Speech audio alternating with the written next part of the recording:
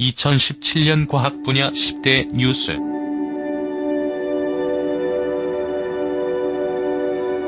(2017년에는) 과학의 여러 분야에서 많은 빅뉴스가 전해졌습니다.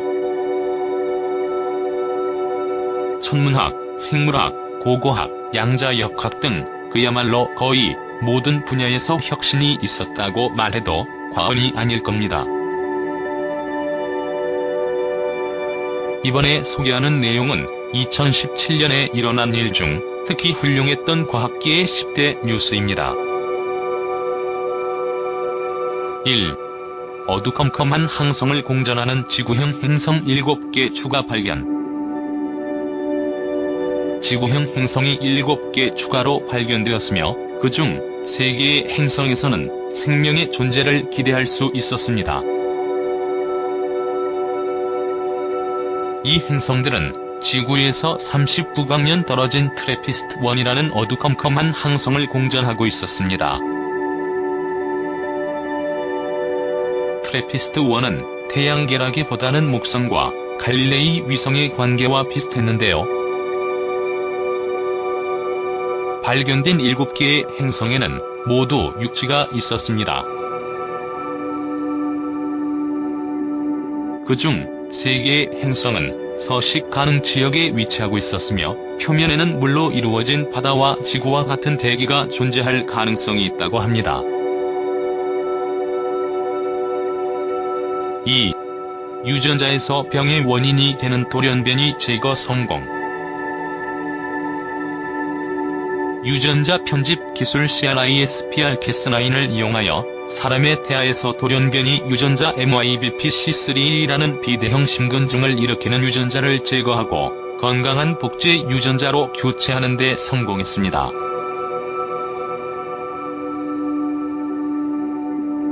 대서특필할 만한 성과이지만 이러한 기법은 전문가와 윤리학자들 사이에서 찬반양론으로 나뉘고 있으며 더욱 뛰어난 인간을 만들어내려는 시도로 귀결될 수 있는 우려가 제기되고 있습니다.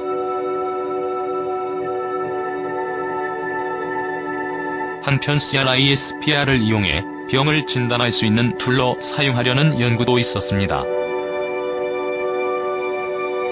셜라크이라는 기법은 CRISPR을 응용하여 문제가 있는 RNA와 암세포로 이어질 수 있는 돌연변이 유전자 정보를 미리 알아낼 수 있게 되었습니다.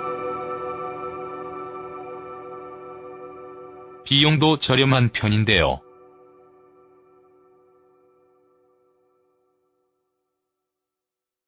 샘플당 1,100만원 정도로 실시하는 것이 가능하다고 합니다. 3. 라센시 얼음층이 붕괴하여 사상 최대의 빙산 탄생. 남극 반도에서 붕괴된 라센 빙붕은 약 1조 톤의 무게로 사상 최대의 빙산이 되어 외들해 떠 있습니다. 라센 빙붕은 지난 수년 년 동안 크게 변화되어 왔습니다.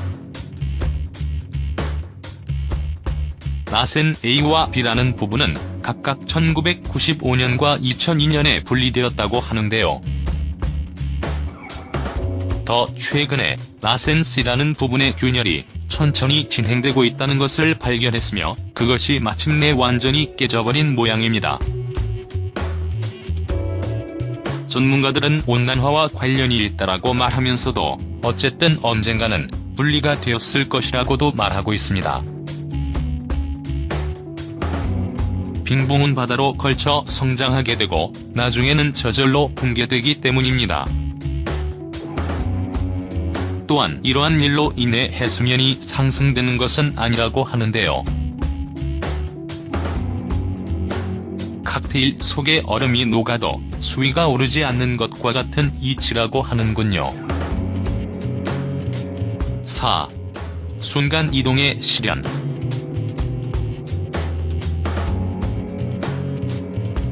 마침내 텔레포테이션이 실현되었습니다.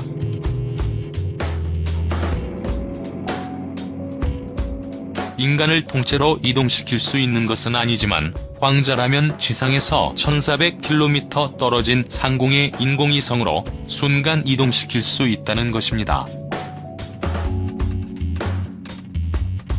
그것은 광자 자체를 전달하기보다는 그 상태를 전송하는 것이라고 합니다. 이것을 실현하려면 같은 시공에서 만들어진 두 개의 입자 중 한쪽의 상태가 변화하면 다른 쪽도 순식간에 변화되는 양자 얽힘이라는 현상을 이용해야 합니다. 중국의 한 연구원은 4000배의 양자가 뒤엉켜 있는 광자를 만든 다음 한쪽의 빛을 인공위성으로 발사하고 인공위성에서는 지상에서 보내온 광자의 양자 상태를 검출했습니다. 물체가 순간 이동하는 것도 아닌데 뭘 그리 호들갑을 떠냐고 말할 수도 있을 텐데요. 이것을 응용하면 드디어 해킹 불가능한 통신 네트워크를 만들 수 있게 된다고 합니다. 5. 신대륙의 발견?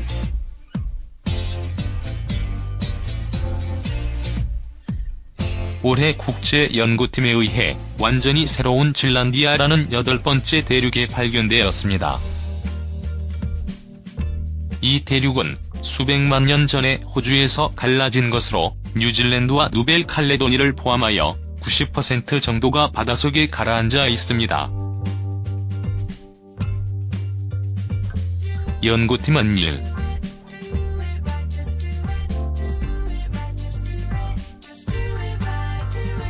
2km의 해저를 파고들어가 8000개 이상의 암석, 퇴적물 샘플과 수백 점의 화석을 회수할 수 있었는데요. 이를 통해 얕은 바다에서 살아가는 생물, 심지어 육상식물의 꽃가루와 홀씨 같은 미세한 흔적들이 발견되어 한때 진란디아가 바다 위에 있었던 것으로 밝혀졌습니다. 진란디아의 화석 기록은 지구의 판운동과 기후 시스템에 대한 통찰력을 제공하고 미래의 변화를 예측할 수 있는 컴퓨터 모델의 구축에도 큰 도움이 될 것이라고 합니다. 6. 기자의 대피라미스에서 발견된 수수께끼의 공간. 최신 단층 촬영 기법을 통해 기자의 대피라미스를 비롯한 고대 이집트의 피라미드가 재조사되었습니다. 2015년에 시작된 스캔 피라미드 프로젝트에 의해 내부 구조에 새로운 공간이 존재하는 것으로 밝혀졌는데요.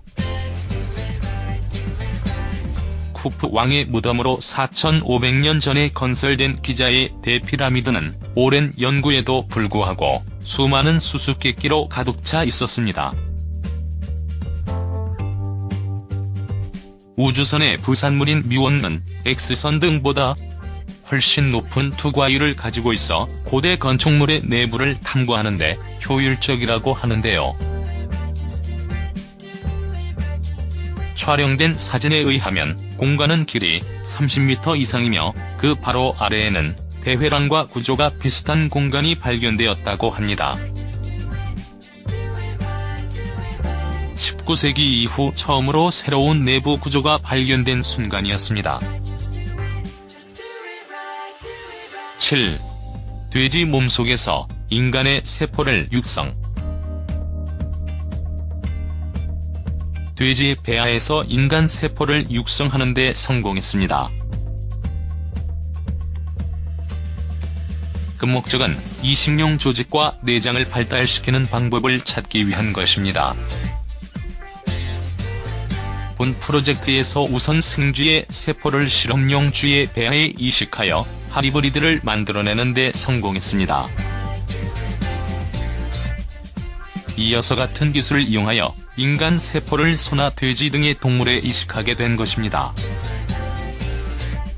사람과 동물 숙주는 생쥐와 실험용 쥐 이상으로 차이가 크고 폐하의 발달 속도도 다르기 때문에 실험은 난항을 겪게 되었다고 합니다.